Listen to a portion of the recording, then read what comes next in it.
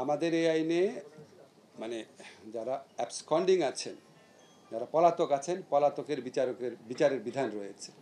পলাতকের বিচারের বিধান রয়েছে। এটা তো সাধারণ খুনের ক্ষেত্রেও রয়েছে, আপনারা জানেন। কেউ পালিয়ে থাকলে কি তার বিচার হয় না? এখন আমরা তো আনার সর্বাত্মক চেষ্টা করছি। এখন ভারতের যে মনোভঙ্গি, এটা দেখে মনে হচ্ছে তারা এটা নানান অজুহাতে তারা এটাকে মানে নাকচ করার চেষ্টা করবে, এবং বরং তারা শেখ হাসিনাকে আশ্রয় দিয়ে তাকে অবাধে বাংলাদেশ সম্পর্কে উৎসাহমূলক, উস্কানিমূলক, বিভ্রান্তিকর কথাবার্তা বলতে দিয়ে তারা বরং বাংলাদেশে অস্থিতিশীলতা তৈরির যে প্রচেষ্টা করছে, তাতে আমাদের কাছে মনে হয় না এই আইনটা গুড ফেইথে বা সরল বিশ্বাসে এই আইনটা প্রতিপালন করার ইচ্ছা তাদের রয়েছে। আমরা আমাদের দাবি জানাতে। সমস্যা কি শোনেন, আমি বলি আপনাকে সমস্যাটা কি জানেন?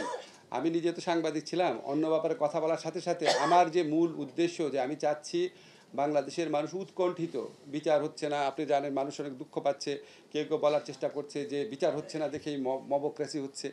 আমার মনে হয়েছে এই সময় আপনাদের তথ্যটা জানানো প্রয়োজন, কারণ যেই তদন্তকারীরা, যেই প্রসিকিউশন টিম দিনরাত কাজ করে, আমাকে মানে তাজুল যদি প্রত্যেক দিন আপনাদের ব্রিফ করে, প্রত্যেক দিন আপনারা খবর বানাতে পারবেন, এত কাজ করছে।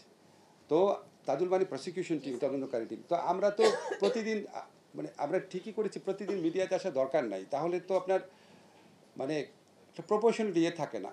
এখন আমি যদি এটা আমি জানি, আমি তো সাংবাদিক, তো জানি তো আপনাদের, আমি অন্য একটা ব্যাপারে প্রশ্ন করা মাত্র দেখা যাবে হেডিং হয়েছে সেটা, এই তথ্যগুলো জানান, ঠিক আছে?